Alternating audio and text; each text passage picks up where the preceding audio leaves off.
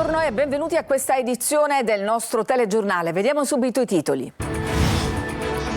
Larimar si è suicidata, il procuratore dei minorenni Cosentino sgombera il campo dalle tante illazioni che circolano sulla morte della quindicenne. Si indaga per istigazione al suicidio e revenge porn. Il professore mi ha messo la mano sotto i vestiti, testimonianza shock dell'attrice catanese Barbara Giordano alla Camera. Io pietrificata durante una lezione all'Accademia. Blitz antimafia tra Genova e Palermo, sotto indagine società della logistica vicina al mandamento siciliano Tommaso Natale, 6 arresti. Catania, i caduti di guerra dimenticati, al sacrario della chiesa di San Nicolò l'Arena, lapidi staccate e abbandonate. Il nipote di un soldato, mio zio, ha dato la vita per la patria a 17 anni. Acqua razionata a Palermo, dal 2 dicembre saranno 250.000 i cittadini a fare i conti con i rubinetti a secco. Salvo il centro città per la presenza di ospedali. Nuove nubi sulla cardiochirurgia pediatrica di Taormina. Questa mattina un gruppo di genitori ha manifestato davanti a Palazzo d'Orleans contro il progetto di trasferimento del centro. La settimana del Black Friday, abbigliamento, gioielli ed elettronica, i settori più battuti. Affari sì, ma non per tutti. Calcio, stasera la sfida di Coppa Italia tra Catania e Trapani. Chi vince vola ai quarti. Toscana e Ronica si affidano ai giovani.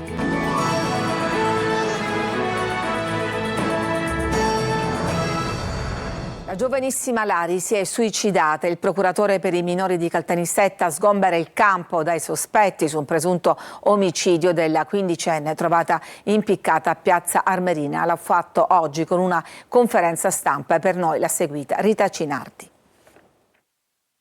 Suicidio per soffocamento con assenza di lesività eteroindotta. Questo è quanto risultato da una prima ricognizione sull'ispezione del cadavere di Larimar Annaloro, la quindicenne trovata impiccata ad un albero nel terreno di casa lo scorso 5 novembre. Ad affermarlo il procuratore dei minori di Caltanissetta Rocco Cosentino, che questa mattina ha voluto fare chiarezza in merito alle indagini sulla morte della giovane di Piazza Armerina, in attesa degli esiti dell'autopsia che arriveranno entro 90 giorni dall'esame. Il reato per cui si continua ad indagare contro ignoti e l'istigazione al suicidio, al quale si aggiungono altri 2 reati, 8 i telefonini sequestrati al momento. Anche i soggetti a cui è stato sequestrato il telefono al momento non hanno alcun coinvolgimento diretto delle indagini. Questo è bene precisarlo. Il procuratore si è soffermato anche sulla discussione che la ragazza avrebbe avuto nelle ore precedenti al suicidio.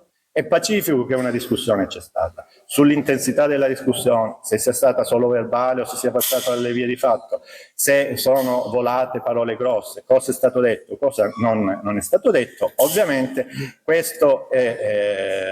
le risultanze sono in nostro possesso. Durante la conferenza stampa la mamma di Larimar ha ascoltato in diretta TV le parole del procuratore e piangendo ha continuato a sostenere che non si è trattato di suicidio, ma il procuratore Rocco Cosentino ancora una volta ha esortato la stampa a fare una distinzione sui dati oggettivi e le dichiarazioni della famiglia, che saranno comunque oggetto di ogni possibile approfondimento. Sono pronto ad accogliere il loro grido di dolore, la ipotesi alternativa da loro prospettata. Il procuratore nel corso della conferenza stampa ha anche parlato del particolare relativo alle scarpe di Larimar, che secondo i familiari non avevano alcuna traccia del terriccio circostante. Anche questa tesi è stata smentita dalla procura, che ha parlato di scarpe che non erano in tonso, completamente pulite. Ci sarebbero dei residui che, come ribadito dal procuratore, saranno opportunamente comparati con il terreno circostante. Cambiamo argomento, sentiamo la testimonianza dell'attrice catanese Barbara Giordano, che ieri nella giornata contro la violenza sulle donne ha raccontato per la prima volta in pubblico a Montecitorio le molestie subite dal suo professore dell'Accademia, Emanuela Corsi. Io non sono più riuscita a muovermi, sono rimasta pietrificata. È la drammatica testimonianza dell'attrice catanese Barbara Giordano, che in occasione della giornata internazionale contro la violenza sulle donne ha voluto raccontare agli studenti presenti nella sala di Montecitorio la violenza subita quando frequentava il secondo anno all'Accademia di Arte Drammatica. Eravamo solo io e lui in una stanza. Quel professore, così per bene, all'improvviso mi ha infilato la mano sotto i vestiti, nelle mutande. Più volte l'attrice sottolinea come il molestatore fosse considerato da tutti una persona per bene. Apparentemente la lezione continuava a svolgersi normalmente. Io ero in piedi guardando il muro davanti a me, mentre lui, alla mia destra, mi dava indicazioni su come dovevo dire le battute. Solo che lui continuava a toccarmi. Mi parlava di emissione vocale, di gestione del respiro, e lo faceva con naturalezza, come se tutto quello che stava facendo al mio corpo fosse parte dell'esercizio. È visceralmente illogico non riuscire a reagire in una situazione del genere. Eppure accade quasi sempre. La 37enne figlia di Mariella Lo Giudice, famosa attrice catanese di teatro scomparsa nel 2011. Barbara è tra le fondatrici di Amleta, un'associazione il cui scopo è quello di contrastare la disparità e la violenza di genere nel mondo dello spettacolo. Ieri sera a Favara, in provincia di Agrigento, una fiaccolata per ricordare Lorena 40, vittima di femminicidio. C'era anche il padre che invoca una pena severa per l'ex fidanzato. Davide Sardo. Favara è scesa in piazza in ricordo di Lorena 40, la studentessa di medicina uccisa dal fidanzato nella loro casa di Furci Siculo. A 4 anni dalla tragedia il padre Vincenzo 40 chiede giustizia. Le attenuanti generiche dovute allo stress da Covid potrebbero scongiurare l'ergastolo per il fidanzato Antonio De Pace. Lo rivolgo alla giustizia perché deve fare veramente il suo corso. Il corso lo fa, però nell'aula di giustizia dare veramente una pena severa. La Procura Generale di Reggio Calabria ha chiesto 24 anni di carcere. La sentenza è attesa per il prossimo 28 novembre. Lo stress da Covid dunque potrebbe evitare ergastolo per Antonio De Pace. Non era né malato mentale né c'era alcuno stress, ribadisce il padre. Voi donne lottate, ma la giustizia deve fare la sua parte. E poi un accorato appello alle scuole, agli insegnanti. Nelle scuole devono essere professori, anzi forse inserire un'oretta alla settimana di parlare ai ragazzini. La donna rispettarla. Siamo alla cronaca, traffico internazionale di droga, armi ed estorsioni. La mafia palermitana era in affari al porto di Genova, servizio di Maglio Viola. La mafia palermitana si era infiltrata nelle aziende di trasporti e logistica in Liguria, in particolare a Genova. A scoprirlo è stata la DIA, la Direzione Investigativa Antimafia, che attraverso indagini e intercettazioni ha ricostruito come i boss del mandamento palermitano di Tommaso Natale fossero arrivati in quella città. Le imprese di trasporti venivano utilizzate per coprire traffici di droga, il gruppo poi acquisiva anche armi e non disdegnava le estorsioni. Al culmine dell'inchiesta, all'alba di oggi è scattata l'operazione Gigante, che ha portato all'arresto di 6 persone, fra cui un imprenditore ligure accusato di aver organizzato il tutto e il boss, suo socio Salvatore Lo Piccolo, referente delle cosche mafiose palermitane. Oltre agli arresti è stato eseguito il sequestro preventivo di un terreno a Palermo e diverse perquisizioni personali e domiciliari nei confronti di altri indagati.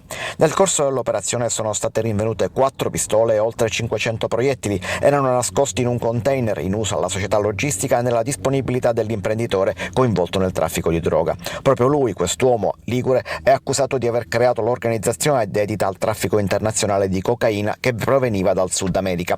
Utilizzava dunque la società logistica come copertura per tutte le altre attività illecite. Ricostruite le minacce per impedire la vendita di un immobile che interessava il gruppo criminale. Per Lo Piccolo, l'imprenditore e i 4 complici si sono adesso aperte le porte del carcere di Marassi.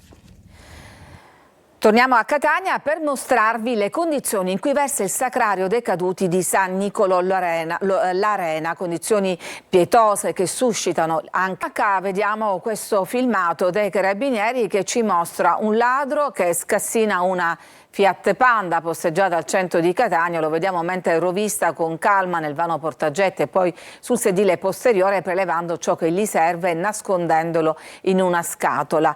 Poco dopo si allontana, mentre un cittadino avverte il 112. La pattuglia rintraccia il topo d'auto e lo arresta. Aveva preso un paio di pattini, 4 accendini, una mini aspirapolvere e alcune barrette di cioccolato, insomma beni di poco valore che sono stati comunque restituiti al proprietario dell'auto.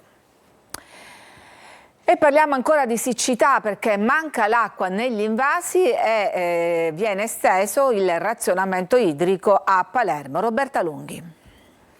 Il razionamento idrico a Palermo, dopo il provvedimento di ottobre, si estende. Dal 2 dicembre, infatti, a fare i conti con la mancanza d'acqua per una volta alla settimana nelle proprie abitazioni saranno, dopo i già 150.000 abitanti delle periferie, altri 100.000. La comunicazione dell'AMAP, l'azienda municipale di distribuzione idrica, in accordo con la cabina di regia per l'emergenza idrica e con l'amministrazione comunale della città. Le recenti precipitazioni, prevalentemente sulle zone costiere, non hanno sortito alcun effetto positivo negli invasi, cui livelli continuano a ridursi a causa dei prelievi. A metà novembre è stata registrata una riduzione delle riserve superiore al 70% rispetto allo scorso anno. Anche sorgenti e corsi d'acqua stanno raggiungendo valori paragonabili ai minimi storici. Il razionamento appare dunque per AMAP l'unica misura per risparmiare e sperare in uno slittamento quanto più avanti possibile del totale esaurimento delle risorse degli invasi. Le nuove misure di limitazione interesseranno le zone centro-settentrionali della città, salve, al momento, quelle centrali, gli ospedali, le cliniche, carceri, stazioni ferroviarie. Il sindaco di Palermo, Roberto Lagalla, ha espresso la speranza che il nuovo piano di razionamento non provochi disagi ai 250.000 palermitani toccati dalla riduzione. Intanto sono in corso lavori per il raddoppio di alcuni pozzi, al fine di aumentare la disponibilità idrica. Una dottoressa del pronto soccorso dell'ospedale Villa Sofia a Palermo è stata colpita al volto con un pugno da un paziente. Non appena i medici avevano proposto la consulenza psichiatrica, l'uomo, seguito dal servizio per le tossicodipendenze, ha iniziato a inveire, ma è stato fermato dalla guardia giurata. Ancora nubi sul futuro del cardiochirurgia pediatrica di Taormina. Questa mattina un gruppo di genitori ha manifestato davanti Palazzo d'Orlean a Palermo. Sentiamo Marco Gullà. Ogni giorno abbiamo paura! Se mio figlio sta male, dove devo andare? Ora! Lacrime, commozione e soprattutto rabbia. Genitori e nonni, tutti davanti Palazzo d'Orleans per manifestare la loro preoccupazione per le sorti della cardiochirurgia pediatrica di Taormina. Il silenzio sul futuro del CCPM getta nello sconforto il comitato genitori, un appello al governatore Renato Schifani. Sai già qual è la scelta giusta? Falla! Entra nella storia! Fa sì che abbiamo due braccia per abbracciare i cuori della Sicilia, dei bambini siciliani. Hai l'occasione giusta. Per noi questo è un porto sicuro, perché noi genitori, e siamo tantissimi, oggi siamo una piccola rappresentanza, ma siamo genitori in tutta la Sicilia. Per noi il CCPM è un porto sicuro dove abbiamo affidato i nostri figli. Avere un figlio con una cardiopatia congenita non è semplice, soprattutto accettare che il proprio figlio venga più e più volte operato. Noi chiediamo al Presidente Schifani di essere chiaro e soprattutto di sistemare una volta per tutte questo centro, che è fondamentale per tutti i bambini siciliani, ma anche calabresi e anche dei bambini che vengono fuori. La preoccupazione è che il CCPM possa essere trasferito in altre sedi. Dite che lasciate il CCPM, grazie, grazie, ma dove? Dove ve lo volete portare? Catania, Messina? Non ce ne frega nulla, noi vogliamo che il CCPM rimane a Taormina. L'inserimento della rete nella rete ospedaliera a cosa porta? Qual è il destino del CCPM? Noi siamo qui per garantire che questo destino sia proficuo per il CCPM e di conseguenza proficuo per le famiglie, per i pazienti che ruotano attorno al CCPM. Apre il CCPM con il cuore. Un applauso, no? Sì.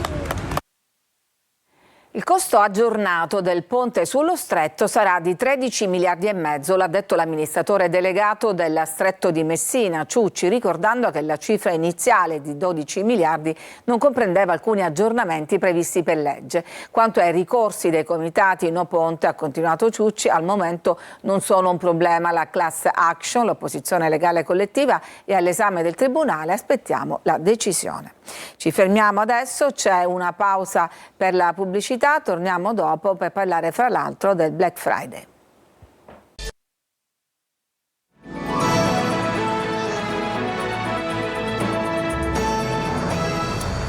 E siamo nel bel mezzo della settimana dedicata al Black Friday. Molti approfittano delle offerte di questi giorni, soprattutto nei settori di abbigliamento, gioielli e elettronica, ma non per tutti gli affari. Simona Mazzone.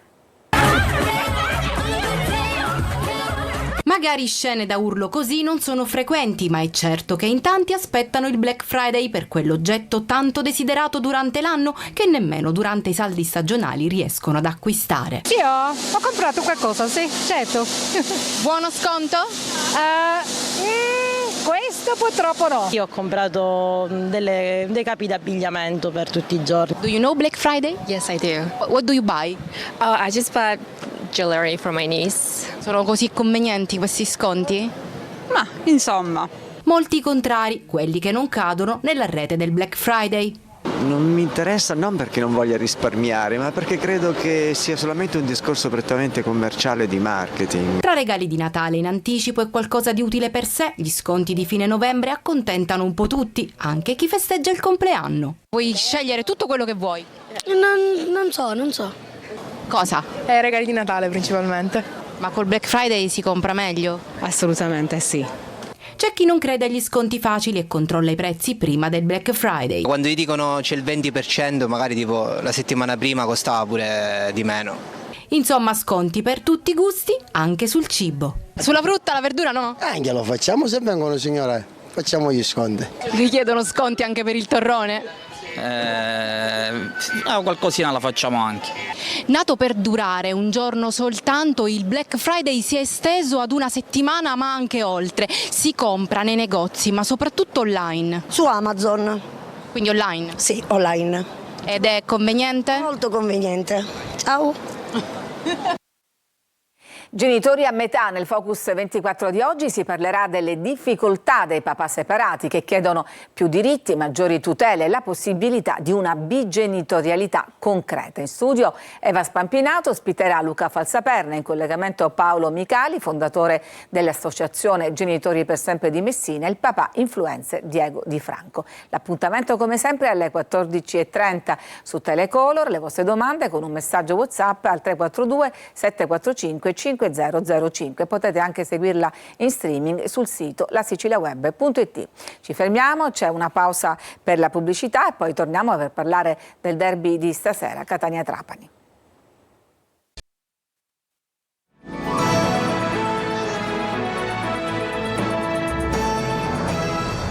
Siamo al calcio, stasera la sfida di Coppa Italia fra Catania e Trapani. Chi vince vola ai quarti. Di nuovo contro, in una gara secca che vale l'accesso ai quarti di Coppa Italia, ma con la testa al campionato. Il Catania va all'assalto del Trapani affidandosi alla cosiddetta linea verde. Largo ai giovani e a chi non ha avuto, per un motivo o per un altro, la possibilità di trovare spazio nell'11 titolare e nelle gerarchie di Mimmo Toscano. Chance importante per chi verrà chiamato in causa. Vogliamo dare un'opportunità ai giovani del Catania di indossare questa maglia e di giocare in questo stadio glorioso davanti ai propri tifosi e assaporare cosa significa giocare per il Catania. Archiviata la trasferta di Avellino e in vista della sfida casalinga con la Cavese si candidano per una maglia da titolare il portiere Adamonis e i baby Allegre e Forti, classe 2006, entrambi in panchina al Partenio Lombardi di Avellino. 27 i convocati, ma ben 11 sono under 19. Anche per la Coppa Italia previsto l'appuntamento su Telecolor dalle 20 con diretta stadio, 3 ore live con collegamenti dal Massimino, analisi del match, le interviste post partita in anteprima e i vostri commenti su WhatsApp al numero 342 77 12 855. Fischio d'inizio al Massimino alle 20:30. E anche il Trapani, a quanto pare, si affida ai giovani. Franco Camarasana. Torna al Massimino con l'intento di riscattare la sconfitta subita 10 giorni fa in campionato il Trapani. La squadra granata infatti vuol proseguire il suo percorso in Coppa Italia, così come fece lo scorso anno vincendo la Coppa Italia di Serie D. Sarà pertanto un Trapani molto determinato, rinfrancato nel morale dopo il successo di sabato contro il Latina, ma anche diverso rispetto alla precedente gara di Catania sia nel modulo che nella formazione. Sembra ormai certo infatti che l'allenatore Aronica voglia d'ora in avanti schierare la squadra con la difesa a 3 e, così come dallo stesso preannunciato, stasera inizialmente darà un po' di riposo ad alcuni giocatori finora sempre presenti e tra questi potrebbe esserci il bomber Lescano, anche se in avanti saranno assenti gli infortunati Zuppel e Udò. In difesa rientrerà Celiento, sabato assente per squalifica, con a fianco il neoacquisto Malomo e uno dei due tra Silvestri e Sabatino. Non è da escludere l'esordio di un ragazzo della primavera, Sciortino, centrocampista dalle buone doti tecniche. È tutto per questa edizione, vi lascio adesso al nostro focus dedicato ai papà separati. Grazie per averci seguito e a tutti un buon pomeriggio.